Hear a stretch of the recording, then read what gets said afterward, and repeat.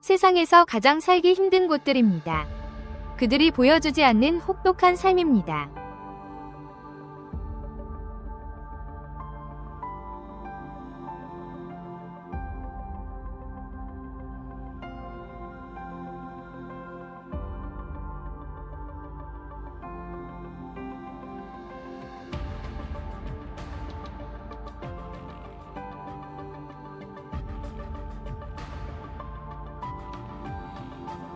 인도네시아 파푸아의 코로와이족에 대해 집을 보셨을 겁니다. 정글 바닥 45m 위 나무 한 그루에 지어진 10층 건물보다 높습니다. 비계도 안전망도 없습니다. 오직 나무와 밧줄 그리고 숲에 대한 놀라운 이해뿐입니다. 아마 첫 질문은 모두와 같았을 겁니다. 왜일까요? 역사적 이유는 보호입니다. 코로와이족은 적대부족의 접근을 막기 위해 높이 지었습니다. 그리고 카쿠아로부터 보호하기 위해서입니다. 그들의 믿음 속 카쿠아는 사악한 마녀로 인간의 모습으로 갑작스러운 죽음을 유발합니다. 45m 위에서 사는 것은 끊임없는 벌레 물림 없이, 열병 없이, 말라리아가 가져오는 느린 죽음 없이 사는 것을 의미합니다. 높이가 약입니다. 코로와이족의 진짜 이야기는 높이에 관한 것이 아닙니다. 세고 야자수에 관한 것입니다. 그들의 모든 세상은 이 나무 한 그루를 중심으로 돌아갑니다. 줄기에서 나오는 전부는 주식입니다. 잎은 지붕이 됩니다. 껍질은 바닥이 됩니다. 세고 야자수가 죽어 썩기 시작하면 세고 유충의 보육지가 됩니다. 코로와이족이 최고의 음식 중 하나로 여기는 뚱뚱하고 하얀 딱정벌레 유충입니다. 단백질이 풍부하고 부드러운 식감으로 불에 익히면 녹아내립니다. 그들의 건축, 식단, 정신생활은 모두 같은 뿌리에서 나옵니다. 사고야자나무는 단순한 식량이 아닙니다. 그들 문명 전체의 기반입니다. 하지만 불가능할 정도로 높은 많은 나뭇집들은 오늘날 TV에서 보는 코로와이족이 살기 위해 지어진 것이 아닙니다. 카메라를 위해 지어졌습니다. 외국 촬영팀이 위대한 것입니다. 뛰어난 건축 기술을 가진 코로와이족은 돈을 받고 지었습니다. 오늘날 대부분의 부족은 정부가 권장하는 지상마을에 삽니다. 코로와이족을 방문한다면 나뭇집에서 주무시겠습니까? 아니면 땅에 머무시겠습니까? 나뭇집은 1번, 땅은 2번을 남겨주세요. 늘 그렇듯이 이 영상의 내용은 다양한 출처에서 취합 및 참조되었습니다. 부정확하거나 누락된 정보가 있다면 아래의 댓글로 의견을 남겨주십시오. 대단히 감사합니다. 이제 여러분을 한 곳으로 안내하겠습니다. 과학자들이 외계 같다고 묘사한 곳입니다. 에티오피아 북동부의 다나킬 저지대는 해발 약 125m 아래에 위치합니다. 가장 낮고 뜨거운 곳 중 하나이며 지구상에서 지질학적으로 가장 활발한 곳입니다. 이곳 기온은 자주 화씨 100도를 넘으며 때로는 화씨 122도 이상에 달합니다. 땅에서 내온 노랑, 초록빛 산성 웅덩이가 끓어오르 활발한 용암 호수가 있습니다. 유황 냄새가 납니다. 나사는 이곳을 기준점으로 연구했습니다. 다른 행성에서의 삶의 모습. 아파르족은 이곳에서 수세기 동안 살아왔습니다. 극심한 더위로 물이 증발합니다. 엄청나게 귀중한 것을 남기며 순백의 평평한 소금판입니다. 매일 아파르족 남성들은 낙타 행렬을 이끕니다. 아잘레이라 불리는 뜨거운 평원을 가로질러 이 소금 덩어리를 손으로 캡니다. 그것들을 아몰이라 불리는 직사각형으로 자릅니다. 낙타에 씻습니다. 절벽을 넘어 고원시장으로 운반합니다. 20세기까지는 에티오피아에서 아몰레 소금은 단순한 상품이 아니었습니다. 그 나라의 공식 화폐였습니다. 아파르족은 그저 생존만 한 것이 아니었습니다. 지구상 가장 혹독한 환경 중 한 곳에서 그들은 돈을 찍어냈습니다. 환대 규범도 있습니다. 아파르족은 FEMA라는 엄격한 사회법을 따릅니다. 그들의 영역의 손님이라면 그들은 당신과 물을 나눠야 할 의무가 있습니다. 먹이고 필요하다면 목숨 걸고 지키기 위해서입니다. 물이 가장 귀한 자원인 곳에서 물 한 방울이 생존입니다. 자신들이 갖기 전에 먼저 내어줍니다. 여기서 하룻밤을 지내야 한다면 무엇이 가장 두려우신가요? 열기, 유황, 공기, 아니면 용암인가요? 댓글로 알려주세요. 모든 댓글을 읽습니다.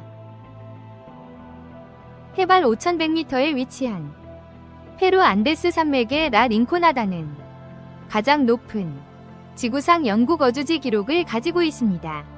공기 중 산소는 해수면의 절반 수준이며 매우 희박합니다. 고산병은 이곳에서 위험이 아닙니다. 일상적인 증상입니다. 두통, 메스꺼움, 호흡 곤란은 그저 일어나는 일상입니다. 하지만 사람들은 라 링코나다의 경치 때문에 오지 않습니다. 그들은 금을 찾아옵니다. 오젠산에는 가장 중요한 남미의 금광이 있습니다. 광부들이 금을 채굴하는 방식은 가장 잔혹한 경제적 합의 중 하나이며 오늘날 전 세계에서 여전히 행해집니다. 카초레오 시스템이라 불립니다. 카초레오 방식 아래 광부는 갱도에서 30일 연속으로 단 한 푼도 받지 못합니다. 30일간 유독한 공기를 마시며 얼어붙는 어둠 속에서 일하며 붕괴와 수은 중독 위험을 무릅쓰고 무급으로 일합니다. 31일째 되는 날, 그는 원하는 만큼의 원광을 가져갈 수 있습니다. 어깨에 짊어질 수 있는 만큼 들고 나옵니다. 그 광석에는 인생을 바꿀 금이 있을 수도 있고 아니면 가치 없는 돌일 수도 있습니다. 가공하기 전에는 알 수 없습니다. 메달이 도박입니다. 항상 불리한 싸움입니다. 라 링코나다 여성들은 다른 종류의 배제를 겪습니다. 갱도 진입이 완전히 금지됩니다. 뿌리 깊은 미신에 따르면 여성이 지하에 있으면 금이 사라지거나 광부들에게 재앙이 닥친다고 합니다. 그래서 대신 여성 성별자 팔라케라스는 광산 입구 밖 얼어붙은 경사면에서 일합니다. 버려진 광미를 걸러내며 이미 처리되어 버려진 폐석입니다. 놓친 금조각을 찾습니다. 영하의 기온에서 맨손으로 말입니다. 하지만 광산 안에서는 지상을 지배하는 가톨릭 신앙이 더 오래된 무언가에 자리를 내줍니다. 광부들은 지하 세계의 지배자 LTO에게 기도합니다. 터널 안 작은 신당에 코카잎, 담배, 그리고 순수 알코올을 바칩니다. 금을 드러내달라고 부탁합니다. 산이 무너지지 않게 해달라고 합니다. 라 링코나다에서는 신이 구름 위에 살지만 LTO는 어둠 속에 살기 때문입니다. 그를 가장 필요로 하는 사람들과 함께합니다. 오이мя코는 얼지 않는 물이라는 뜻입니다. 이는 근처 온천을 가리키는데 한겨울에도 액체 상태를 유지합니다. 화씨 영하 96도입니다. 이는 평균적인 화성 표면보다 춥습니다. 그 온도에서는 입김 속 수분이 얼어붙습니다. 입 밖으로 나오기도 전에 말이죠.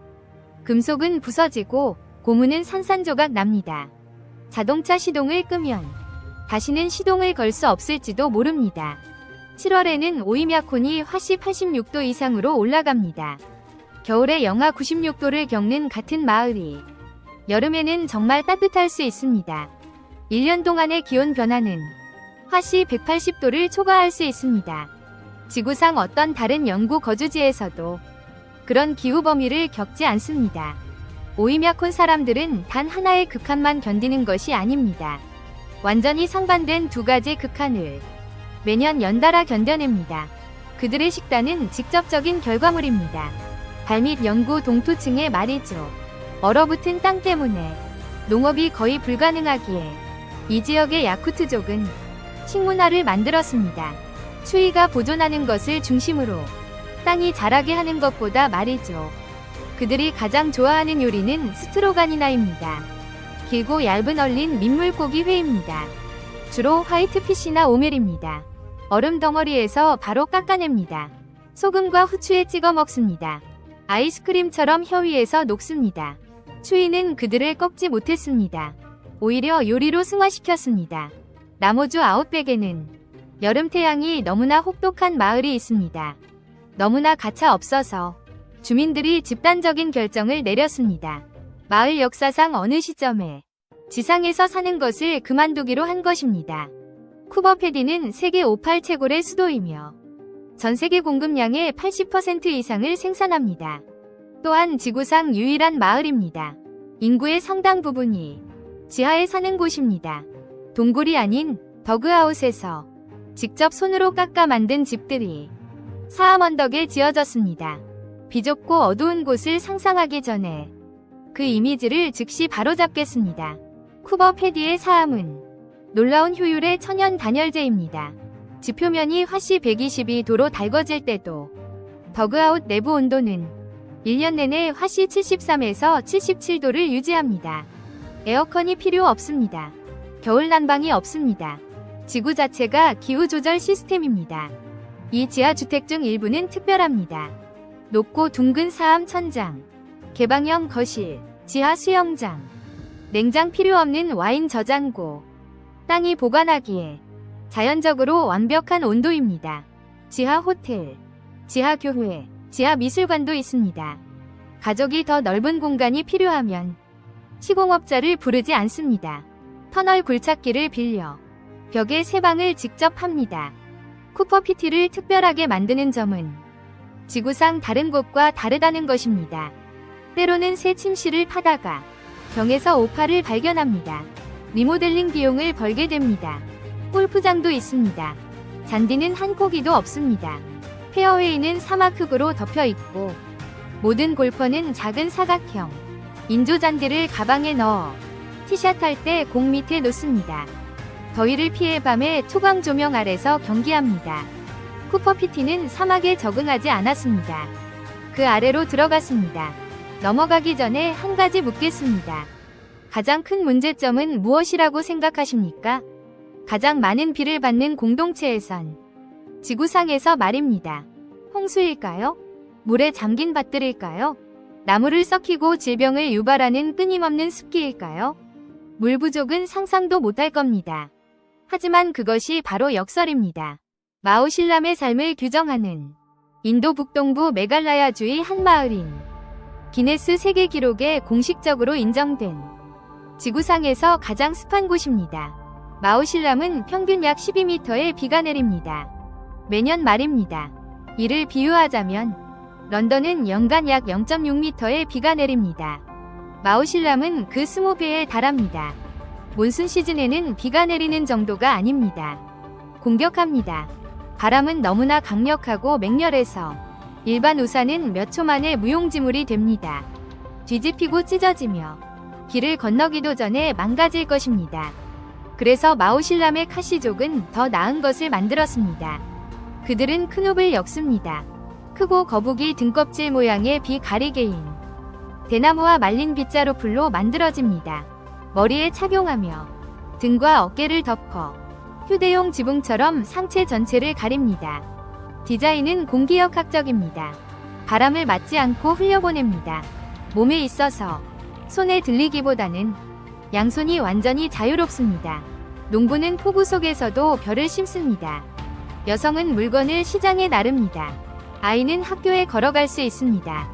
모두 완전히 뒤덮여 있습니다. 두 손을 씁니다.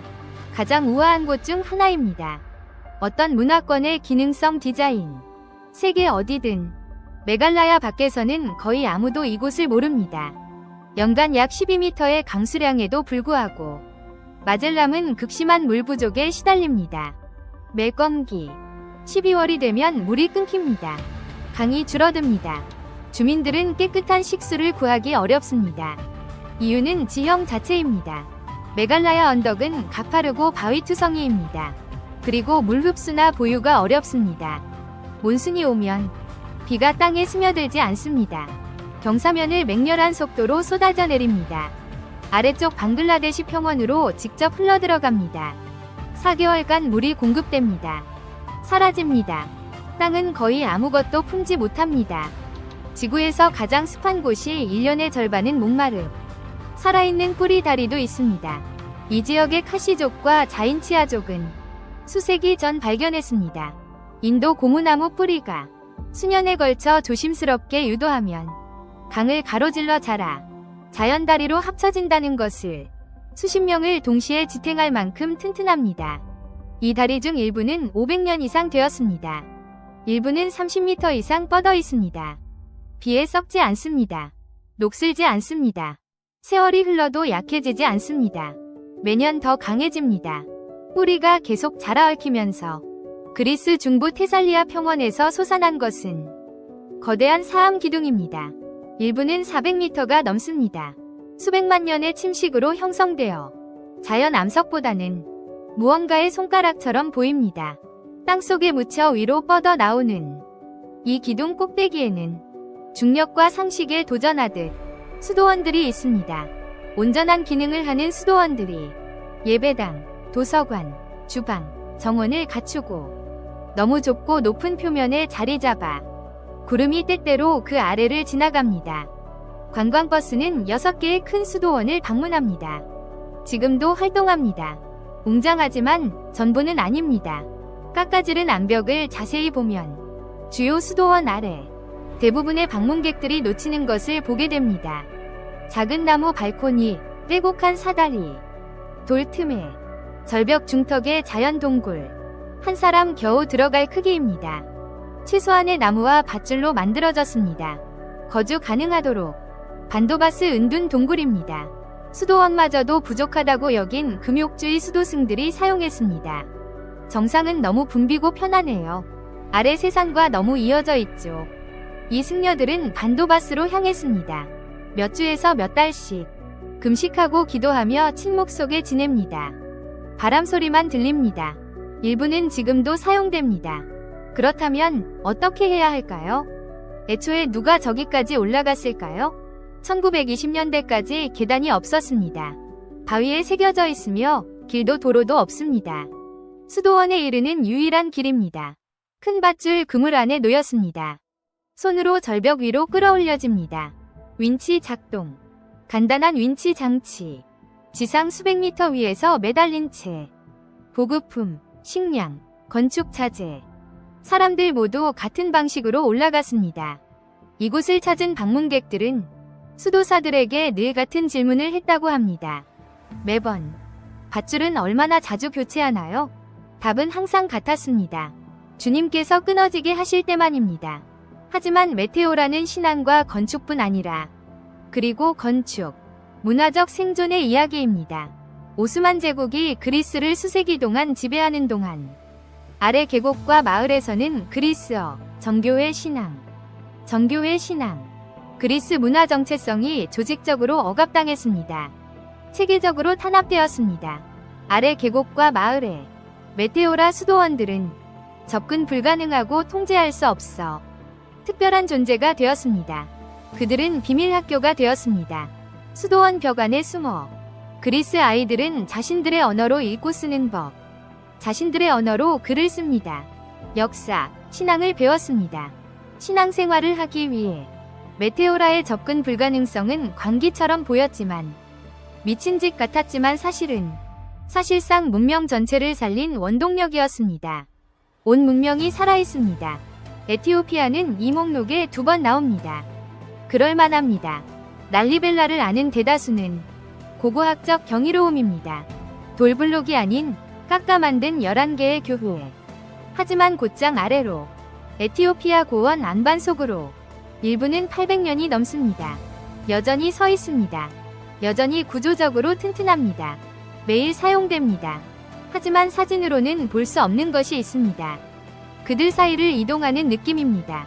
라리벨라 11개 교회. 망으로 연결됩니다. 지하 참호에 바위를 깎아 만든 터널. 이 통로 중 일부는 충분히 넓습니다. 두 사람이 나란히 걷기. 어떤 곳은 한 사람 폭으로 좁아지기도 합니다. 그중 가장 유명한 연결 터널.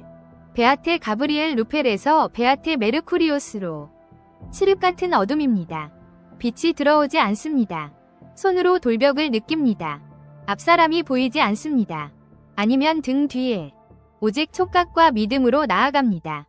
이 터널은 지옥으로의 통로를 상징합니다. 교회 빛으로 나서면 다른 쪽에는 상징적인 천국에 다다른 것입니다. 부나 야마다 구도 있습니다. 북부 티그라이 지역에 이 교회는 아래로 파내려간 것이 아닙니다. 땅속으로, 수평으로 깎였습니다.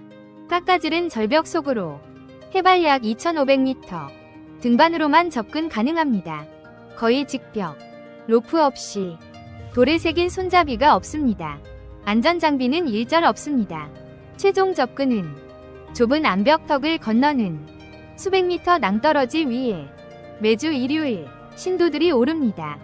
노인 남녀, 어머니들이 아기를 업고 이 등반을 해온 아이들, 자라기 전부터 교회를 이해하기 위해 맨발로 합니다. 신발을 벗어서요. 신성한 공간에 들어가기 전에 신성한 공간이 시작됩니다. 절벽 기슭에 위험에 대해 묻자 부나 야마다 구의 사제들은 수세기 동안 일관된 답을 합니다. 믿음이 굳건하다면 신이 당신을 바위에 붙들어 줍니다. 떨어진다면 의심했기 때문입니다. 현대 망원경이 존재하기 수세기 전 반디아가라 절벽의 도곤족은 상세한 지식을 가지고 있었습니다. 시리우스 성계에 대한 시리우스 비의 존재를 포함한 백색 외성 동반성, 육안으로는 보이지 않으며 서양 천문학이 1862년에야 확인한, 하지만 도곤족의 일상적인 천재성은 별에서 발견되지 않습니다. 그들의 건축에서 발견됩니다. 그리고 훌륭하게 설계된 단 하나의 건물에서 모든 마을의 중심에 있습니다. 토구나라고 불리며 이는 말의 집으로 번역됩니다. 토구나는 개방형 쉼터로 마을 남자들이 모여 공동체 문제를 논의하고 분쟁을 해결하며 공동결정을 내리는 곳입니다. 의회이며 법원입니다. 도곤 사회의 공동체 중심지이며 한 건물에 모두 담겨 있습니다. 가장 중요한 특징은 지붕입니다. 토구나의 지붕은 8겹의 수수줄기로 만들어지는데 두껍고 낮게 쌓여 있어 너무 낮아 물리적으로 불가능합니다. 똑바로 설 수 없습니다. 성인 남성은 앉아 있어야 합니다. 항상 분쟁이 격화되어 목소리가 높아지고 감정이 격해질 때 남자가 본능적으로 일어서려 해도 맞은편 사람과 대치하려 해도 지붕이 그를 막습니다. 머리를 부딪힙니다. 다시 자리에 앉게 됩니다. 건축 자체가 평온을 강제합니다. 도곤족은 갈등 해결을 회의실의 천장 높이에 담아냈습니다. 그들의 곡물 창고도 마찬가지로 정교한 사회적 논리를 지닙니다. 남성과 여성은 완전히 분리된 곡물 창고를 유지합니다. 남자의 곡물 창고에는 가족의 곡물 비축량이, 모두를 먹여 살릴 식량이 건기 동안 보관됩니다. 여성의 곡물 창고는 오직 그녀만의 것입니다. 개인 소지품, 장신구, 교역품, 저축이 담겨 있습니다. 남편은 아내의 곡물 창고를 명시적 허락 없이는 들여다볼 수 없습니다. 은행도, 법적 계약도, 공식 금융기관도 없는 사회에서 여성의 곡물 창고는 그녀의 경제적 독립입니다. 모두가 존중하는 사회법으로 보호됩니다. 마침내 우리는 세상의 끝에 도착합니다. 말 그대로입니다. 트리스탄 다 쿠나는 영국 해외 영토로 남대서양에 위치하며 남아프리카와 남아메리카 거의 중간 지점에 있습니다. 이곳은 지구상에서 가장 외딴 연구 거주 군도입니다.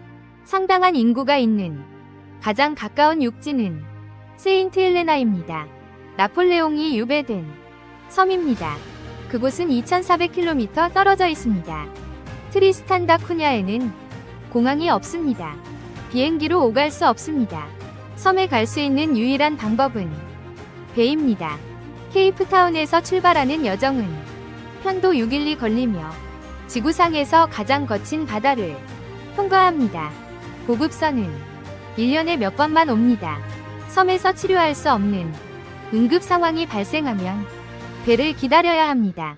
약 250명이 유일한 정착촌인 세븐시즈의 에든버러라는 마을에 살고 있습니다. 현재 모든 주민이 단 15명이 초기 정착민 후손이므로 트리스탄 다 쿠냐의 유전자 풀은 극히 제한적입니다. 섬의 거의 모든 사람이 단 7개의 성씨 중 하나를 공유합니다. 글래스, 그린, 헤이건, 라바렐로, 라페토, 로저스 또는 스웨인, 트리스탄 다 쿠나에서 사람을 만나면 거의 확실히 사촌을 만나는 것입니다. 섬에서는 아무도 땅을 소유하지 않습니다. 단 1제곱미터도요. 모든 땅은 공동으로 소유되며 섬 주민 전체의 것입니다. 부동산을 구매할 수 없습니다. 트리스탄 다 쿠나에서는 아무리 돈이 많아도요. 억만장자와 어부도 완전히 동등한 위치에 있습니다. 발밑의 땅에 관해서는 말이죠. 그리고 매년 여러 차례 섬 전체가 그들이 감자밭의 날이라 부르는 행사에 참여합니다. 공동체의 감자밭은 마을에서 수마일 떨어져 있습니다. 파종이나 수확 시기가 되면 섬 전체가 문을 닫습니다. 모든 건강한 주민이 트랙터에 올라타 함께 이동하여 밭에서 일합니다. 예외는 없습니다. 분화 지위에 따라 감자는 모두를 먹여 살립니다. 그래서 모두가 감자를 심습니다. 지구상 가장 고립된 공동체에서 생존의 해답은 경쟁이 아니었습니다. 경쟁의 완전한 제거였습니다. 이제 시작합니다. 10곳, 10공동체, 완전히 다른 10가지 해답. 같은 근본적인 질문에 대한 모든 인류가 살아왔던 어떤 형태로든 답해야 했던 질문입니다. 세상에서 어떻게 살아남을 것인가?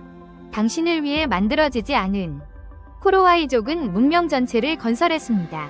나무 한 그루로 아파르족은 풍경을, 외부인을 몇 시간 안에 죽이는 제국을 지탱하는 경제로 만들었습니다. 라 링코나다 광부들은 건강과 생명을 걸고 매달 기회를 위해 더 나은 것을 얻기 위해 메디오라 수도승들은 신앙과 문화를 400m 절벽 위 밧줄에 매달아 놓습니다. 트리스탄 다 쿠냐 사람들은 공동으로 결정했습니다. 살아남는 길은 지구상 가장 고립된 곳에서 아무도 다른 이보다 더 소유하지 않는 것이었습니다. 우리는 엄청난 에너지를 씁니다. 세상을 만들려 더 편안하게, 더 예측 가능하게, 더 통제되게. 문제될 것 없습니다. 하지만 공동체들을 보면 이 영상 속 문화를 이룬 이들, 염전이나 얼어붙은 강, 절벽, 공동 감자밭 주변에 무언가 깨닫게 됩니다. 혹독한 환경이 인간성을 약화시키지 않았습니다. 많은 경우 오히려 응축시켰습니다. 그들은 발전시켰습니다. 환대의 규범, 공정함의 체계, 그리고 아름다움의 형태를 더 부드러운 환경이 요구하지 않던. 그래서 진짜 질문은 극한의 장소에서 어떻게 살아남는지가 아닙니다. 진정한 질문은 우리 세상을 너무 살기 편하게 만들면서 우리가 조용히 잃은 것이 무엇인가 하는 것입니다. 이 영상이 당신의 시야를 다르게 만들었다면 아래에 댓글을 남겨주세요. 이 중 어떤 곳이 가장 놀라웠는지 알려주세요. 구독과 알림 설정을 잊지 마세요. 다음 영상에서 다시 만날 수 있도록요. 오늘 함께 해주셔서 정말 감사합니다. 즐거우셨기를 바랍니다. 여러분의 응원은 큰 힘이 됩니다. 행운을 빌겠습니다.